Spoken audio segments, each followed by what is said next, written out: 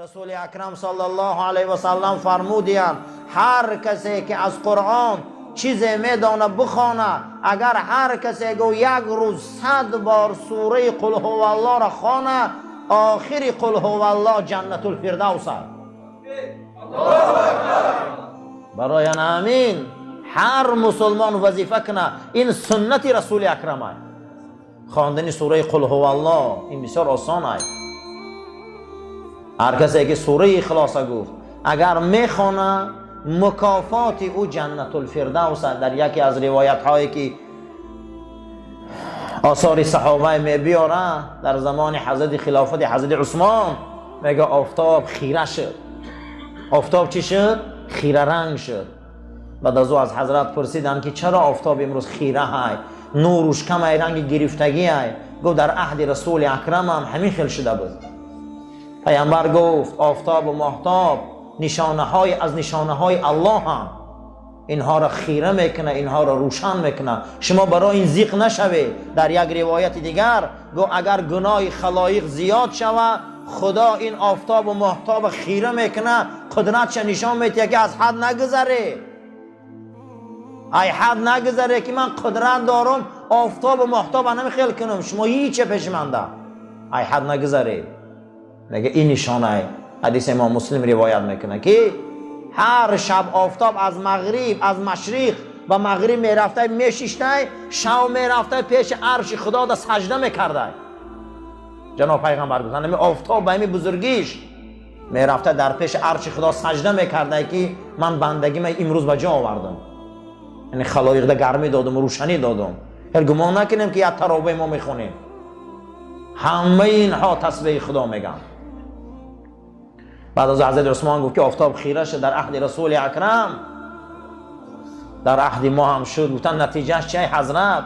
گفت در بین امت رسول یکی از اولیاهای هست که امروز از دنیا گذشت، وظیفش سوره اخلاص خوانی بود. او سوره اخلاص فقط زیاد میخوان. گفت به برکت او تمام ملائک زمین آمد، برای همین آفتاب روشنیش خیره شد.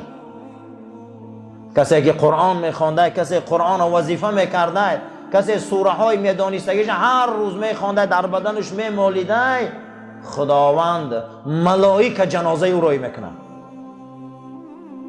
قرآن یک کتاب عادی نیست. این در نظر ما کتاب عادی میتوه. این کتابی هسته که انه لقرآن کریم. این قرآن میگه کریمه.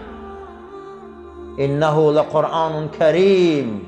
این قرآن کریمه، از جانب خدا محکم و پوشیده که شما ایران نمیفهمه معنیشه. شما گمان نکنه که میگم معنی قرآن میفهمه. لا یمسه الا المطهرون. این قرآن فقط پاکیزه ها میفهمن. این قرآن پاک ها میفهمن، تازه ها میفهمن. انه لقرآن کریم. این قرآن کریمه. این قرآن در سنگ های مکنون پیچیده های. لا یمسه الا المطهرون. این قرآن هیچ کس مالیده و قبیده نمیتونه مگر از پاکیزه های خدا. هر کسی معنی قرآن میفهمه و قرآن درک میکنه، معلومه که او پاکی خدا های. تنزیل من رب العالمین. این ای جانب پروردگاری که او تربیتگر عالمیان های. در مدت 23 سال رنگ صبح صادق به قلب پاک رسول اکرم آمد. اینا نمیخواد قرآن این میگه لا یمسه الا المطهرون تنزیل من رب العالمین. این ای جانب خدا آمد این قرآن. این قرآن کتاب عادی نیست. لا یسرناک. خدا میگه این قرآن من چنان سبک کردم که امروز 14 قرن از قرآن گپ میزنن کسی بفره نمیشوه. بلفظ العربی المبین. این به زبان عربی آشکار آمد. این آمد از اون فوق آسمان ها، از زمان رسول اکرم صلی الله علیه و سلم تا این زمان تفسیر میکنن، موعظه میکنن، تفسیر میکنن، موعظه میکنن. کودک درونی گوهاره میفهمه.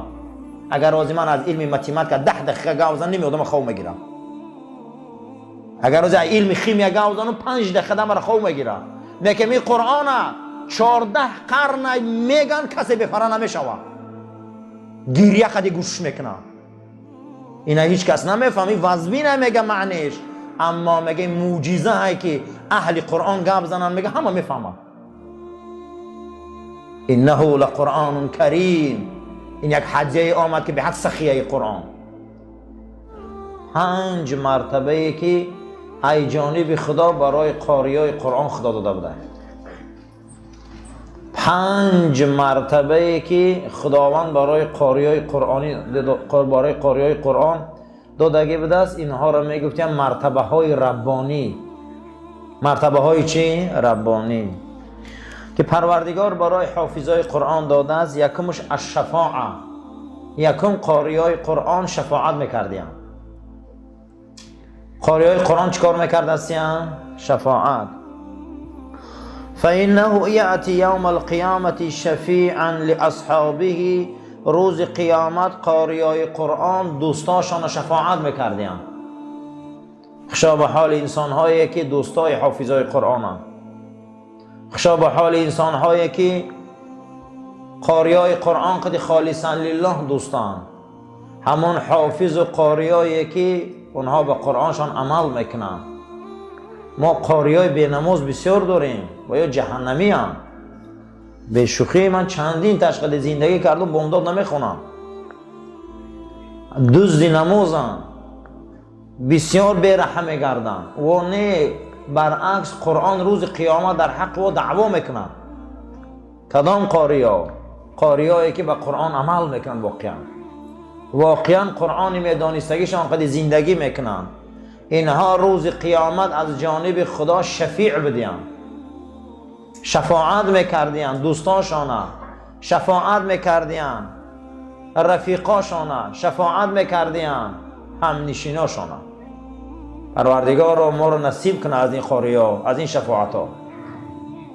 دویم الرفعة، فإن منزلتك عند آخر آیت تقرؤوها، یا چرا آبرو میگفتین رفعت، بلندی مرتبه. روز قیامت آخران آیت را که قاریا در قیامت قرائت میکردین در جنت، همه آخران آیت را که قرآن تمام میکردین، خدا به اندازه همون در جنت مرتبه شان بلند میکرده. هر کسی که قرآن از یاد میدانه خشوع به حالش، هر کسی که قرآن حفظ کرده خشوع به حالش، هر کسی که قرآن از یاد میدانه خشوع به حالش. زیرا که روز قیامت ده مرتبه میدادینشان، درجه در جنت از روی از یاد کردن قرآن بوده است. کسی قرآن نمیدانه درجهش بلند نمیشه. در راحت هست، در معیشت هست، در رحمت هست، اما در درجه بلندی نیست. رسول اکرم صلی الله علیه و سلم گفتن چگونه ای که اهل زمین، ای زمین ستاره ها را میبینن که نگین باریده و آسمان میدهک نمایش و چراغ باری میتابن، به چشم سر میبینن. جنت هم مقام و مرتبهش همی خیلی. شما میدروی آدم ها را میبینی رنگ ستاره شما دوره، مرتبه و مقام اونها دور، شما اونها قدی و آخری کم میکنی، درجه هاشون بلنده. یکی از همین ها قاریای قرآن بودیم. سیوم درجه ربانی از صحبتو، خداوند قاریا را هم صحبت میکرده مع السفرة الکرام البرره. روز قیامت قاریا در دسترخوان پیغمبران میشیشتیم. روز قیامت قاریا در دسترخوان ابوبکر صدیق میشیشتیم. روز قیامت حافظای قرآن در دسترخوان شهدای احد میشیشتیم. اما کسی قاری نیست دوجه او را رح نمیتیم. کسی حافظ قرآن نیست، از اون دسترخوان و از اون معرکه ها محرومه. همه دنیا را معرکه هاش آدم ها را جدا میکنن که میگن برای مخصوص آدم های جمع. در اونجا حافظای قرآن در دسترخوان و همسفر و همصحبتی انسان های ابرار بدیان، پیغمبرا، صحابه، شهدا. خشا به حال انسانی که در دسترخوان اینا چای نوشه و خراک خرقتشان. حافظای قرآن قطعی یاب دستیان. در بین امت محمد صلی الله علیه و سلم بهترین امت این قاریای قرآن هم.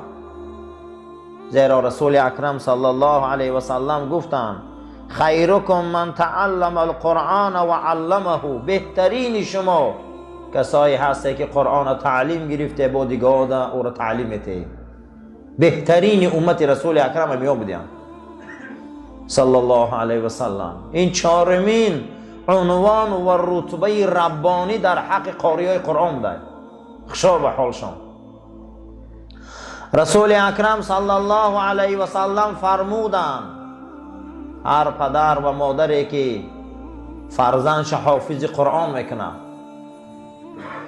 و فرزند به این قرآن زندگی میکنه و به این قرآن عمل میکنه، روز قیامت این پدر و مادر خداوند در سرش تاج میپوشانده.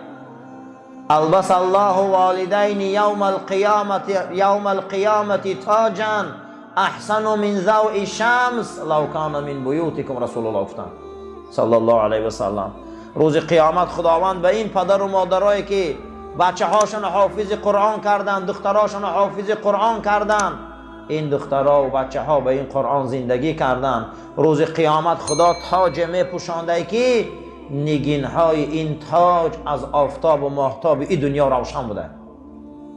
قیامت حسرت میخورده که کاش که ما هم خیلی تاج میپوشاندن، کاش که ما یه بار دیگه دنیا می آمدیم و بچه همون حافظ قرآن میکردیم.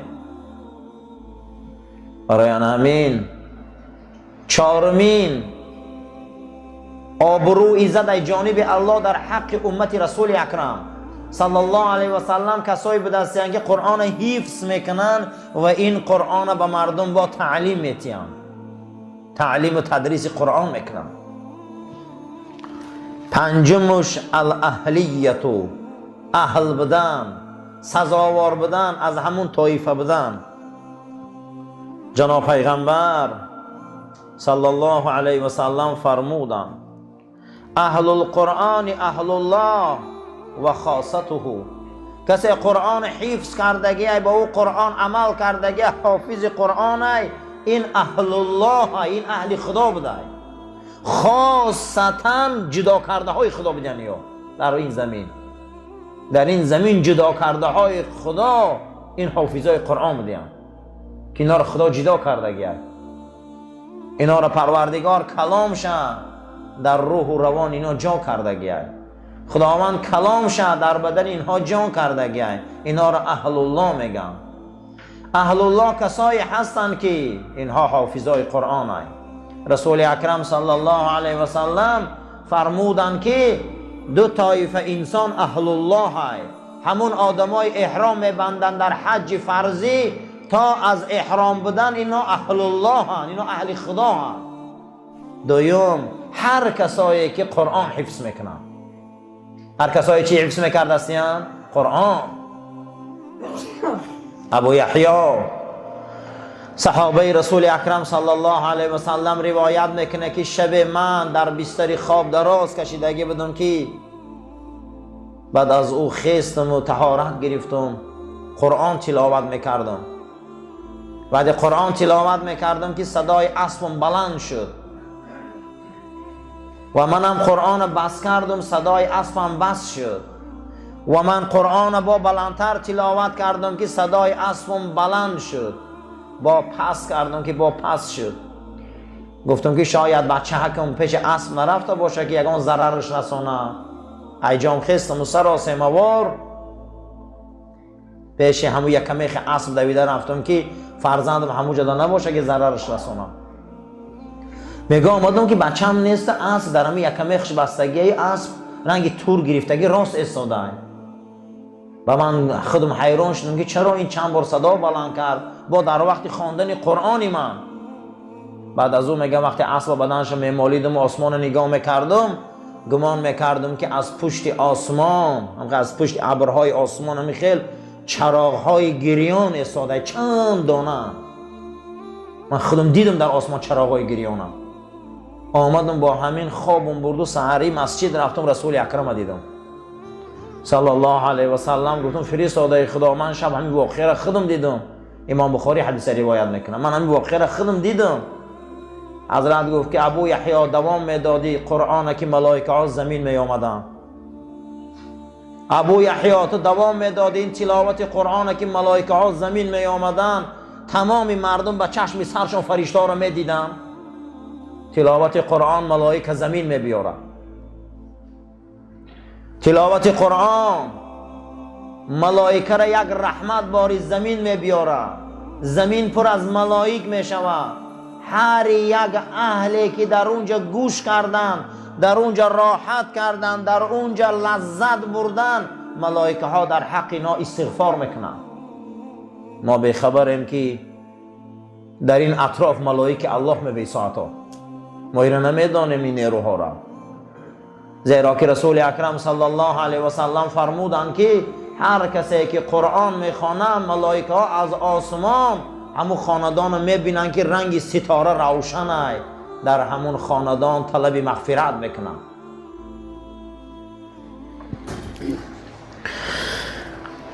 خداوند در سوره مدثر 2 مرتبه میگه فقرؤوا ما تیسر من القرآن، فقرؤوا ما تیسر من القرآن. چند که از قرآن از یاد میدانی خواندن گیره، چند که قرآن از یاد میدانی خواندن گیره، زیرا این که این زندگی رسول اکرم است.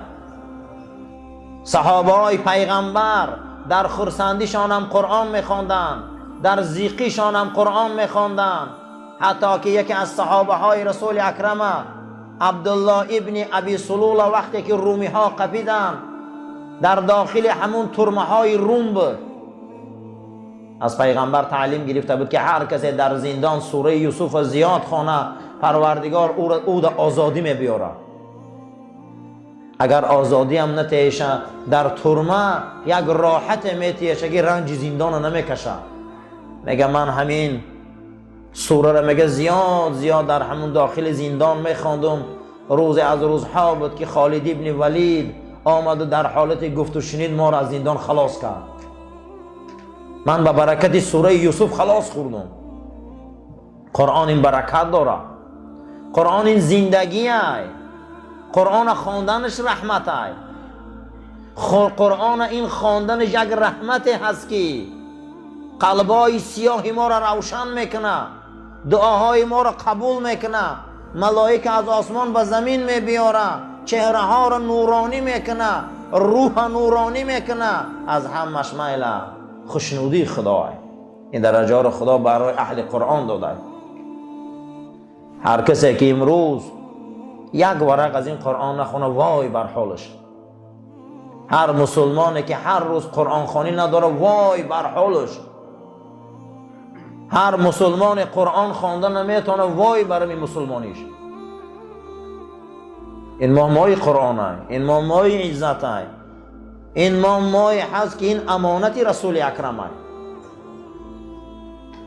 یا علی الا ادلکم بکلمت، علی خبرت کنم به یک کلمه که قلبا را میلرزانه و ما را زیق میکنه.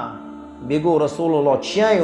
گو روز میشوه که این قرآن هیچ باقی نمیمانه مگر همون رسمش. لا یبقى من القرآن شیء الا رسمه، هیچی نمیمانه گو مگر رسمش. زمانی ما اینمی زمانی ما ایوزی رسمش ماندگی هم، خطکاش میبینن، نقشاش میبینن، ماندگی هست دیگه. کسی پرواش نداره، باقی نمیمانه از این قرآن گو چیزی مگر رسمش. هم رسمش میمونه خلاص. برای همین یک ماه رمضان در علما گفتیان که مردم در میفورن نمیفوره یا ختم گذاره، گریه میکنن، ناله میکنن، من کار دارم، من بار دارم، من بیمارم. گوشانک نمیگه یک ختم گذاره، زیرا که اینا یگانتش ختم قرآن ندارن بسیارش. این همینجا اگر ولی جمع کنه ممکن 20 آدمی نداریم که یه مورد قرآن ختم کنن، سالش نداریم قریب. اینا را گوش نکنه. میگه تنبلی اینا را گوش نکنه. ای تنبلی و شکم چرانی اینا نترسه. میگه خصوصا فقه ما حنفی ها میگه کسل و تنبلی و ناله قوم میکنه، میگه کردن گیرن شما یه ختمه گذاره. برای که این قرآن باید خوانده شود یک سال یک بار، به این گوشا شنیده شود، به این قلبا مقصد یک تصدیق کرده شود. فقرأوا ما تیسر من القرآن، از قرآن چیزی از یاد میدانه. گفت امیر روزخانه اللهم ربنا آتنا فی دنیا حسنه و فی الاخرة حسنه و قنا عذاب النار و صلی الله تعالی خیر خلق محمد و علی اصحاب اجمعین. پروردگارا ما را برای راست هدایت کن، ما را توفیق بندگی ته، ما را از آفت بلا کلفت نگهبان باش. یک برادرمان هم خیر کرده بوده، خیرش قبول و پروردگار عمری دراز و گذشته هاش رحمت و مغفرت کن و فرزنداش به کمال پیری رسان. عاقبت کاری ما را به خیر و ایمان ما را به سلامت گردان. آمین یا رب العالمین. صفات و نجات